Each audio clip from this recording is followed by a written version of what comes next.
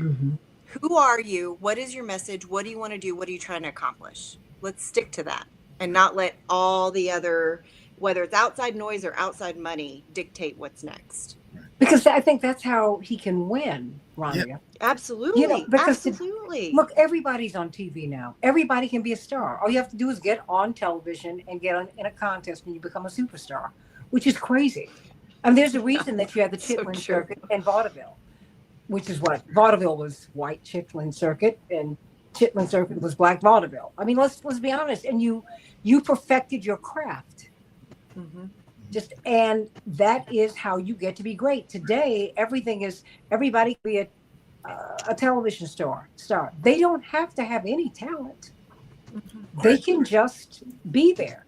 And we've gotten very accustomed to that. But the thing is, the artifice, the young people have caught on to that.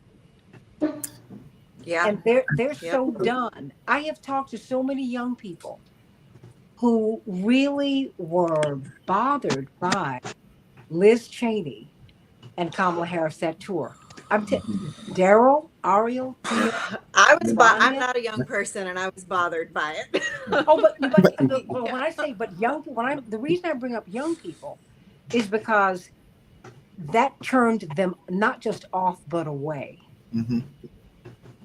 Big Right. They time. said when I was a child or before I was born, these people launched another war. This is not who I'm running after. And you run away from Bernie and Right. AOC and the progressives? Nah, that's not gonna work. Daryl? But one other thing that I want to add to what you're saying, Santita, you're 100% correct with regards to the younger voters and what they're looking for. You know, they're not looking for the establishment. They're not looking for the ones that have really told them to wait. You know, you got next. You know, their statement is, "We don't have next, we have now." Okay, and that's what they're looking for is now, not next. So one of the things that I really love about Zoran Mandami is that what he has really going for him right now is that the more the Democratic establishment comes against him, the more popular he's going to become because he's going to represent that interest of pushing back. That's what the young folks are looking for. I want someone who's going to stand up for me and fight. What's the one thing we've been hearing about this Democratic Party, right? That they don't have an agenda, that they're not standing up, that they don't have backbone, that they're not fighting, right? They're not fighting for our interests. The one thing that Zoran Madami has done, he said, "This is what I stand for. These are the people that I'm focused on, and I'm pushing forward on my issues." That's what's going to really resonate and continue to resonate for him as he continues to run. So, one of the things that I learned early on when I ran for office was that America loves a long shot. They love someone that's going against the odds. They love someone that's going against the grain, but they also love someone in which they can be in agreement on them on principle and morality issues. And that's where they are with Mandami. And the Democratic Party, they're going to have to figure out how to adjust because I really do believe, and Ronnie, you would know much better than I really do believe that he's going to continue to resonate, he's going to continue to grow, and folks are going to have to figure out how to adjust because the people, those that are the working people that really run government, that democracy is supposed to be about, they're coming out to support him because he's speaking their language. They get him and he gets them. So that's what I anticipate happening, and that's what I love watching. That's going forward right now. That he's standing up, he's fighting for those people that he says he represents and has represented over the years. Well, he's speaking their experience. Yes. Mm-hmm. I mean, please. The thing is, and you know what? He's kind. Don't ever Yeah. underestimate Yeah. the power of someone being kind. Hmm. The mean spiritedness out here, people are getting tired of it, and we should be. Because it is cruel, it is spiritually immature, and it will lead us to mutual annihilation, Tio and Ariel. This is Yeah. and I'm saying this to the executive director of the Fellowship of Reconciliation, but there we go. I mean, but it's true. Don't underestimate people beyond likability. People feel that he's a kind person, even if they don't agree with him. they feel that, I've had people, from my time on Fox and even here, I've heard people say to me, I don't agree with some things that you say, but I think you try to be fair to people. I don't think that you're mean. I will say this. My parents have been together 64 years. And I think the great tribute that they make to each other is that my mother and father will say, my mother will say, your father does not have a mean bone in his body. Somebody said something about him. She said, no, no, no, no, no, no. And my mother, anyone who knows her, my mother doesn't give anybody an inch. You know that, Tio. She said, Yes, indeed. my husband, whoa, he doesn't have a mean bone in his body. He is fundamentally kind. My father will say, my wife is the most decent human being I know. Now, if you can say that 60 plus years on, what else is there? Because people are looking for that. The bright, shiny things are out here. What we're looking for I don't want you to be perfect. I want you to be present. So whatever they bring out, and you know what? And quite honestly, I don't care about people's personal lives. I don't care about any of that. Because we're all a mixture of so many things. What I want is someone who has a heart to care for people. Yep.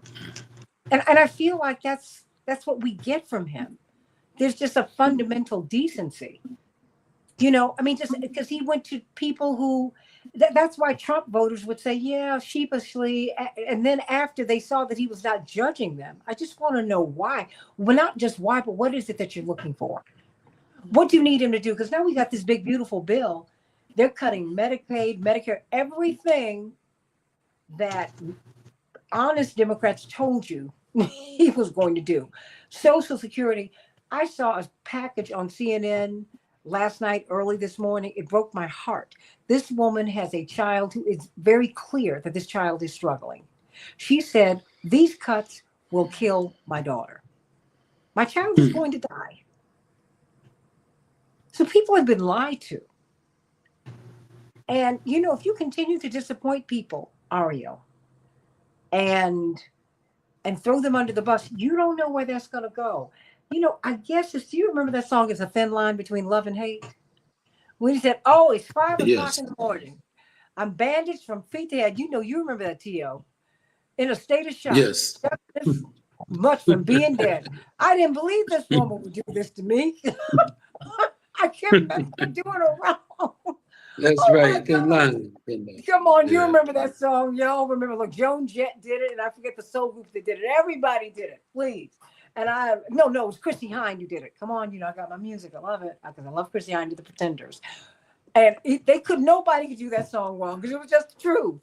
So Ariel, just what is in your thinking and in your experience, because you also come out of Code Pink, so you're an organizer. What is the path forward? Because I think that I don't think people are going to be able to get into his head. There's something, but it's going to be harder because he's not the guy who he was last week. And when I say that, I don't mean that in a bad way. He's going to have a whole different range of experiences, Rania. Oh, you don't. It's not that I don't want him to not change. I just want him to grow. Mm-hmm. No, when people tell you, oh, you haven't changed, you're the same. Please don't tell me that, because I'm not the same. And if you tell me I'm the same, that's insulting, because that means that I have not grown and I need to check myself. When you get a different set of experiences, you do change. My mother's not the same woman she was in Fort Pierce, Florida, with a house that was on stilts, with a mother who was a migrant worker. She's had a whole different body of experiences. My father's not the guy who was born in his house. You change. But what you don't want to do is forget that I was born in that house that used paper for my wallpaper was newspaper, which was that was my house. we had a pot, we had a stove that kept us warm. He's never forgotten that. That's all I'm asking. So Ariel, what's the path forward as you see it? I think this is so much, I gotta say, I tweeted when Mom Donnie won, I said, this is the next chapter of Jewish history, and we are so grateful to be writing this chapter of allyship, of working together, of support between Jews and Muslims and Arabs and people of all races and colors and creeds coming together to build a better world. And we have been deep down in the dumps for quite a long time now, with wars and expanding military budgets, regardless of which party won the election, and a full-scale genocide underway that we cannot seem to stop, again, regardless of which party is in power. And we have just had enough. So I'm an optimist today, and I see this as a page turning in our history, certainly a page turning in Jewish history, because the Jewish left pounded that pavement to win that election, and worked so hard on it, and refused the false But wait a minute, Ariel. anti-Semitism, and defended Mamdani against that. Ariel, but let me go to that point. Because, of course, we remember, Rania, but let me start with you, Ariel. That point, we only have about 6 or 7 more minutes left here. He was, of course, this is what is asked in a mayoral election, in, a debate. When are you going to Israel? What are you going to do? And it takes on a particular poignancy now. And let me just say this. I have sympathy and empathy for the fears of people who survived the Holocaust or who have relatives who did. And I think we should never especially in this moment, lose that.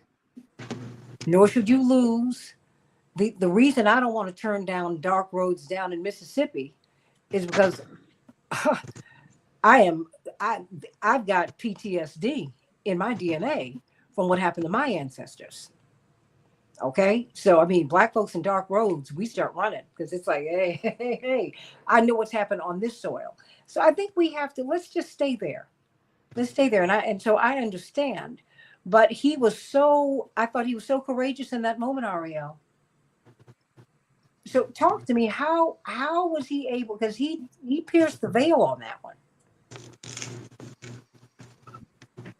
It's because it's not the dollar bill that pulls the lever at the voting machine. It's each of us. And we are reclaiming our power here as the American people and what we want for an agenda. And that we don't want big money, corporate interests, and dark money to make the policy decisions for us.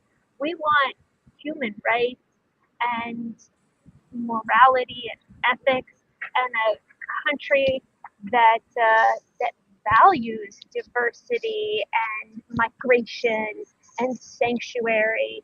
And we worked hard for this primary win, and we've got a lot of work ahead of us. The work is laid out, but we are ready to go.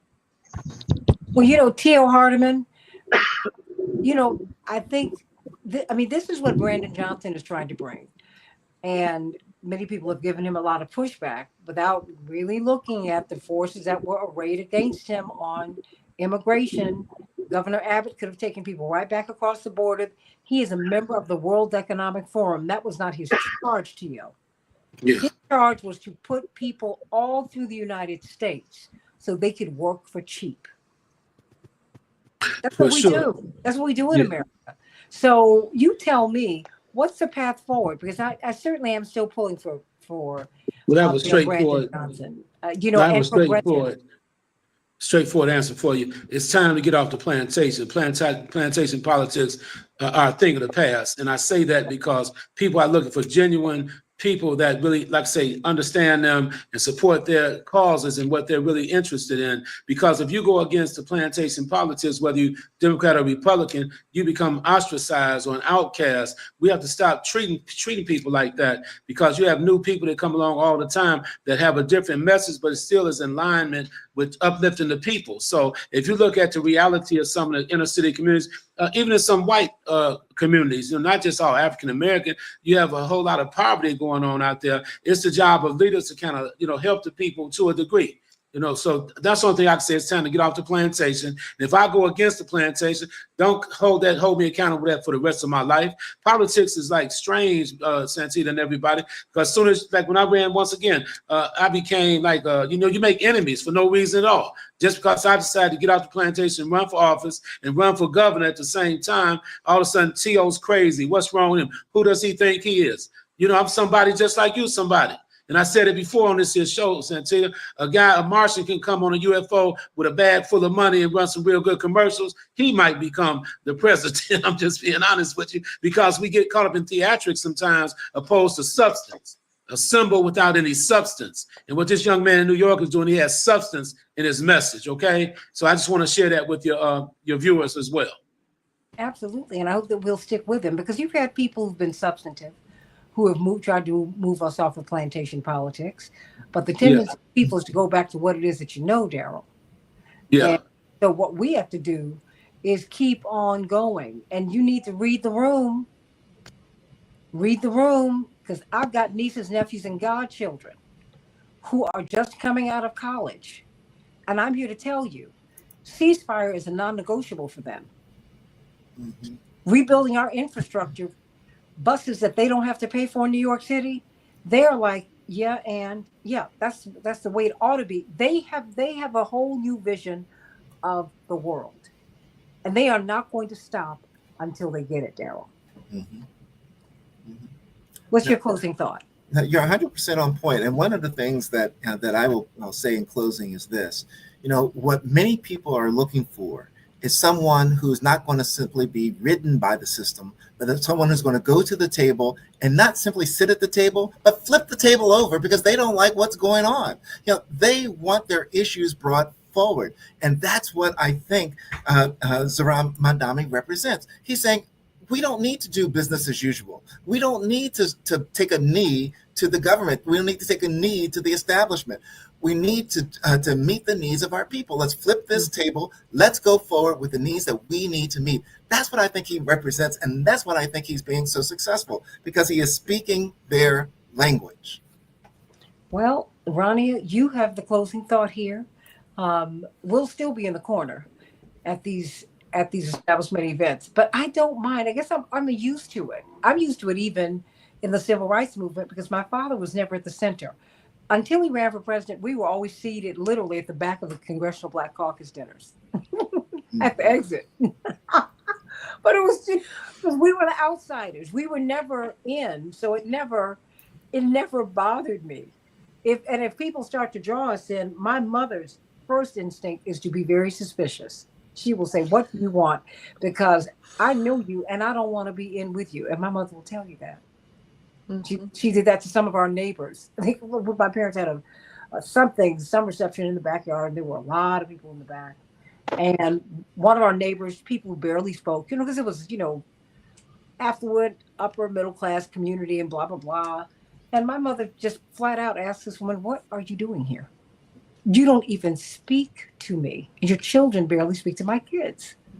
My father was horrified, like, "Oh, Jackie."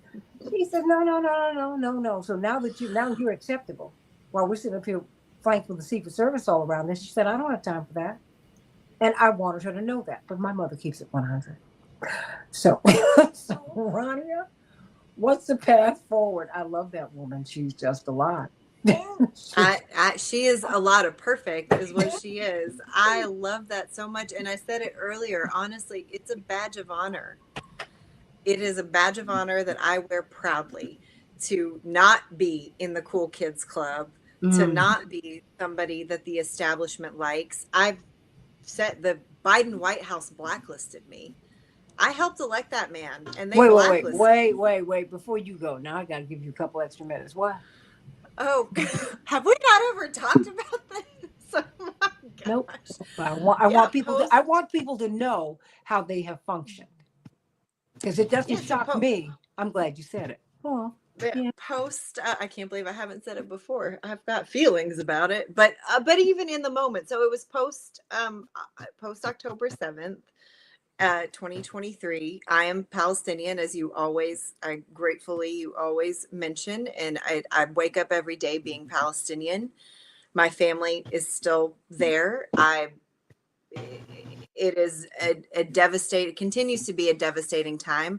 And as you know well, I do not have much of a filter, and I don't adhere to sycophant, I'm just going to go along to get along because that's what I need to do to move forward. I mean, to my own detriment sometimes, but I don't know how else to live. And I said too many things about how complicit Joe Biden and his administration were, how the excuses they made, the lies that they told, which people are, of course, now they're coming out and saying, oh yeah, we were lying every day. Thanks, but no thanks at this point. Yeah, so they blacklisted me. I literally could not pass a vet to get into the White House that I've been in 1,000,001 times. And the only reason they unblacklisted me, this is how shameless the establishment is. And this is not just about President Biden, this is about all of them. The only reason I became unblacklisted is because of a celebrity who I work very closely with, who they wanted a meeting with, who wouldn't go to the meeting if I wasn't with him. That's the only reason they unblacklisted me. This is the establishment. This is the establishment. And this is what, and frankly, it's what we're fighting against. And across the board, it's not just a Democrat thing. We know this, but it is an establishment thing. It is a power thing. They will hold on to that power and that money to the end of time, and do everything that they can to ensure that they do. And I'm not here for that. I don't think Zohran is here for that. I don't think anybody that's in this fight with us who believes in humanity and believes in the greater good and believes that we can and we must do better subscribe to that. So I guess it's not really a parting message, except for we got to lock arms and we got to keep pushing back and demand that the status quo be put to bed. Well, I want to be in with God and out with the devil. How about that part? Okay, and I'm just going to put it right there. I do, I don't want to dance on every show and be at every party. Yep. At some point you have to take a principled stance and live with it. I'm not going to whisper that you're Palestinian. You're Palestinian. I'm not going to whisper that you're Jewish and that you got family in Palestine and you've got family in Israel. Ariel, I'm going to shout it from the rooftops. There's nothing. Don't apologize. We're Black Americans, Daryl, T.O. That's right. It. I'm not hiding. I mean, what is this? Everything that you are matters. Everything that you are makes you who you are. And everything that you are, if you choose to grow from your experience, can really uplift humanity. That's part of the great gift of what's happening in the Middle East right now. If we can get through that, really, and if Palestinians can come out loving, and that would be the hardest thing in the world for them to do, because they have been absolutely treated like they were subhuman by people who call them animals. But this is what we do. Human beings do that. And it's shameful. It's shameful. So I'm not whispering you're not a Palestinian. You're a Palestinian American. Good for you. Good. And you bring that because you're in the White House carrying them with you. And if you didn't do that, you wouldn't be my friend. I love you. Yeah, I love you too. Don't you dare. Don't you dare walk in there and betray your people. Because if you betray your people, I can't trust you. If you betray your family, Israel, I cannot trust you. If you betray Black people and anyone who's living under the boot of oppression, anybody here, I have no words for you. Because you're just a traitor. Yep. Period. Yep. Check out T.O. Hardiman on WVON from 6 to 7 a.m. Central Standard Time every Sunday. You don't want to miss that. And, of course, check out his books on Amazon, T.O. Hardiman. And, of course, Attorney Daryl Jones coming up on Tuesday as we're going into this 4th of July weekend. Cha, cha, cha. Ooh, ooh, ooh. That's right. Of course, on WOL in DC, but you can listen everywhere. WVON.com, WOLDC.com. Please, 12 noon Eastern Standard Time every Tuesday.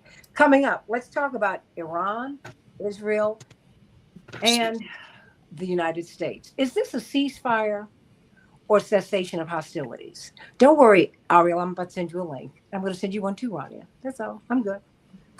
Because I want to know technically what are we looking at. Sending you much love. My love to all of our brothers and sisters at the National Bar Association, because you are on your way to Chicago. The Santita Jackson Show, AM 950 Radio, the voice of progressive Minnesota.